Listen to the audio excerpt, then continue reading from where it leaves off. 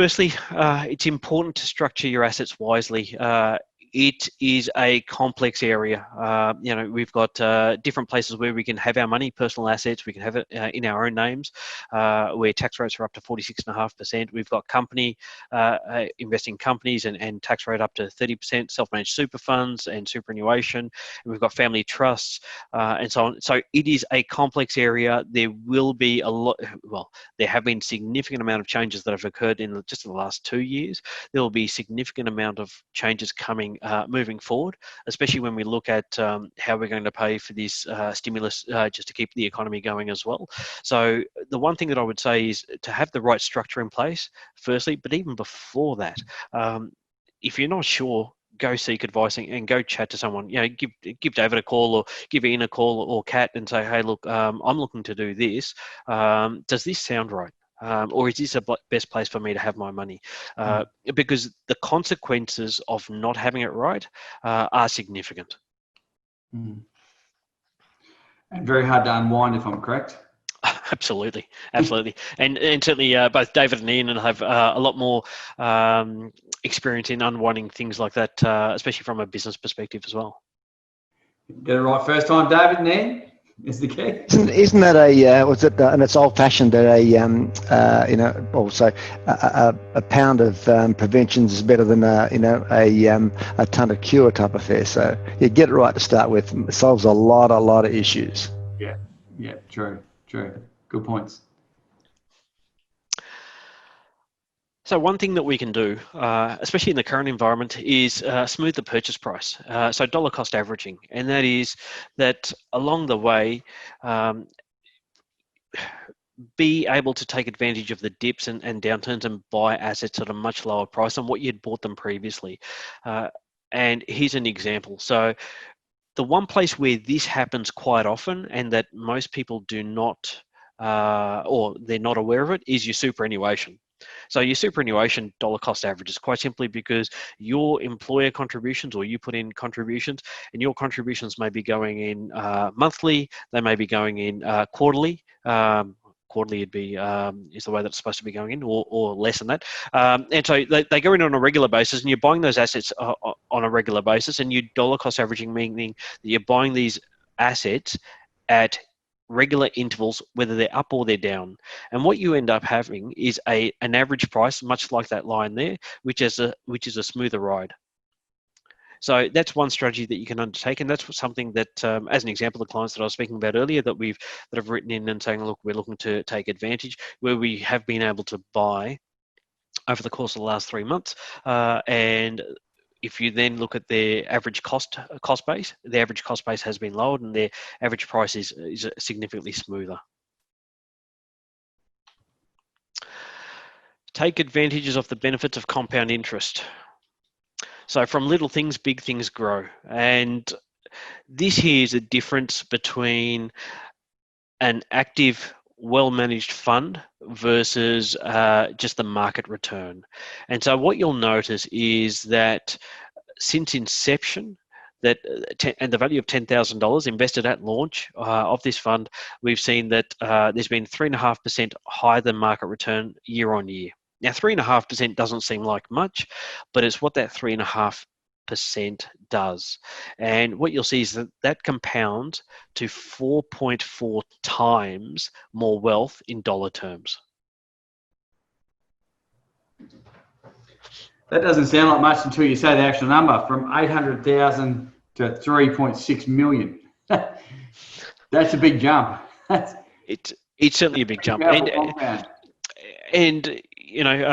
it's one of those things where, we don't take too much notice of it, but it makes a significant impact to your wealth.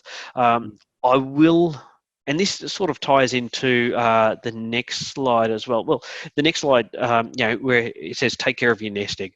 But I'll pause here for a moment, because the one thing, and I spoke about this a number of weeks ago in relation to people that have drawn money out of their superannuation and the $10,000 that they've taken out of their super fund. $10,000 this year, and they'll maybe take out $10,000 early in July, August.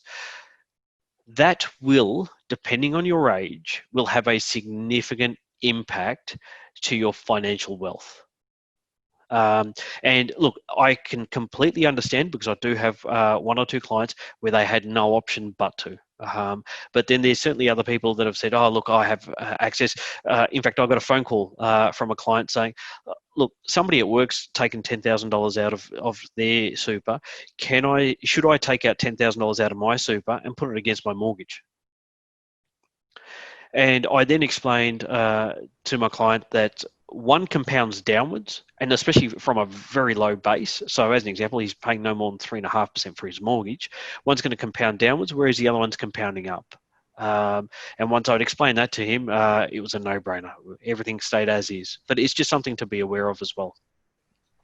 I love that slide, because it's only 3.5%. I've been with you when clients have said things like 3.5 doesn't sound like much. No. Makes a massive difference. What do you start to do to see that 3.5%? That's above the market. So that's active management, quality investments. Quality investments. It's as an example, the discussions we're having with clients at the moment. So David and Helen this morning, and there are other clients along the last week. When you compare, and it's not just about the investment returns, and this is one aspect of planning as well. But it's about making sure that you have the strategy correct. Once you've got the strategy correct, it's then about this is the icing on the cake, because as we mentioned before, if you have this, but you have it in the wrong structure, well, that's going to hurt as well. So you've got to have all the layers right. And in this case, where it does make a difference, and the discussions that we've been having is, well, okay, look, the market has done this, but your portfolio has done this, and this is why it's better off as a result. So just while we're on that, Tony, sorry, I just got a question from Renee, specifically what you're talking about there. What about investing in shares or assets with the $10,000 you take out of super? Could you be set up for a better return? I think that's a wider discussion, but I'll let you answer that one. Yeah, look, I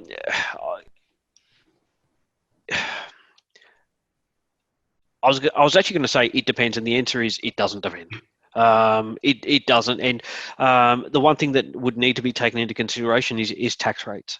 So there's advantages of investing money outside of super, advantages of money inside super. Outside of superannuation is that it's accessible. So all of a sudden the car blows up, I can take $10,000 and I can help repair it or whatever the case is. Inside super, I don't have that access. But one thing that I do have inside super is a significantly lower tax bracket. So from a tax perspective, unless you're in the you're not paying any tax or up to 15%.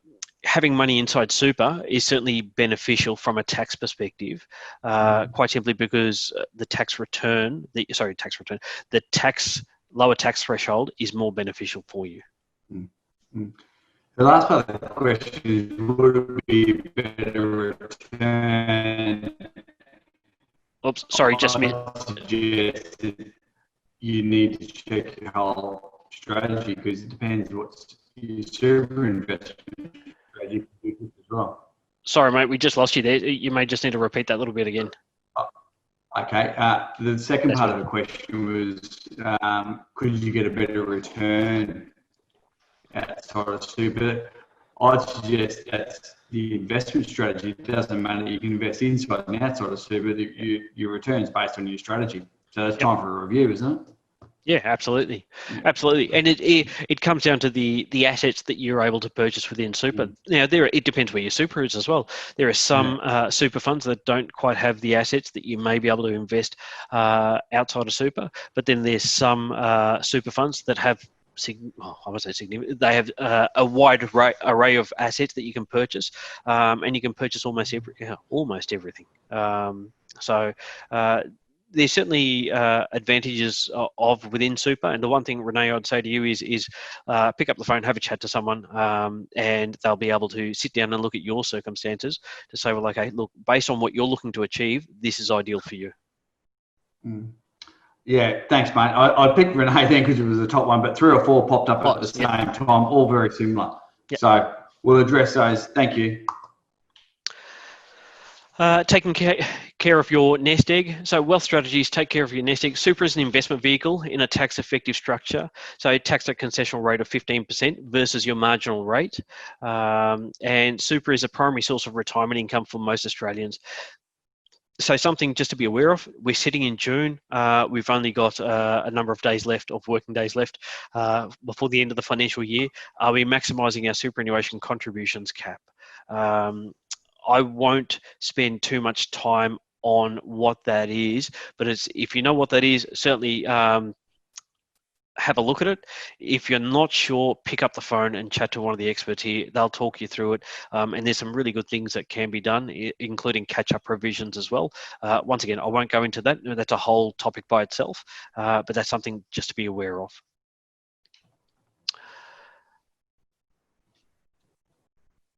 Pre-tax contributions and after-tax contributions. Once again, I won't spend too much time on this slide either, because I do want to leave some time for Q&As as well.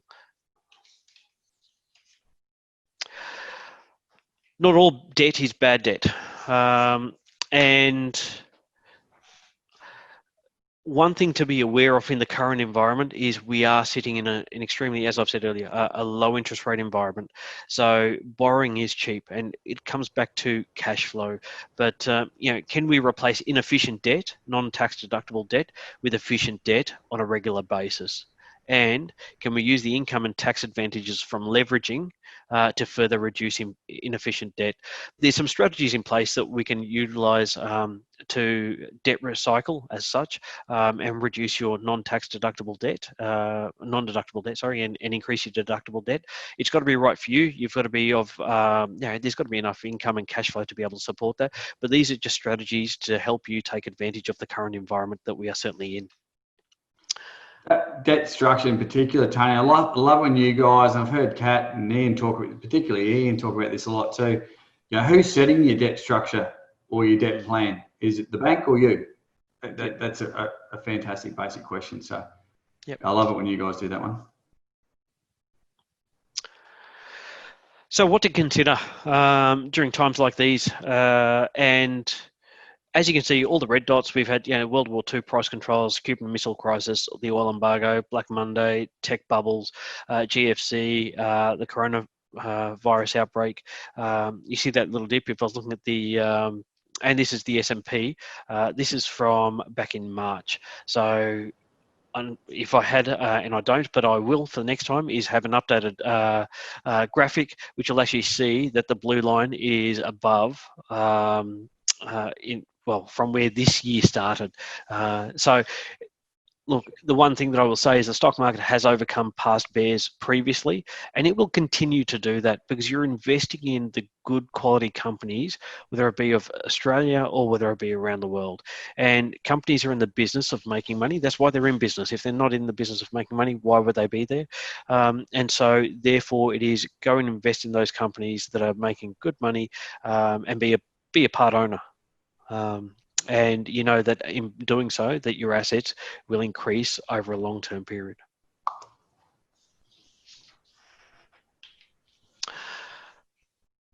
Don't let emotions lead you astray. And this is a good graphic because it shows you that, and I'll start with the irrational exuberance in the tech boom. So people were, 90, 98, 99 people were, oh, look, let's jump on. The stock market's going fantastically well. And that starts to drop through the tech boom. And then you have the 9/11 and so on. And then all of a sudden the market tanks and, there's panic stations, as it says there. Things take off again and drop again. These things are going to happen. Okay. And the one thing that I will say is, and I know that Kat, Ian saw this with their, from a financial planning aspect, is the number of phone calls and queries that we took, I'd say from even December through to mid-February, in terms of people that have just called out randomly and say, hey, look, I've got some money I'm looking to invest. Okay, and look, that's all fantastic. But the question that we've actually, we've had to drill down on is that people getting in because they're just looking for a quick ride, or is this something part of their investment strategy that they're looking for a long-term plan? Because investing is part of a long-term plan. It's not something just to get in and make a quick buck.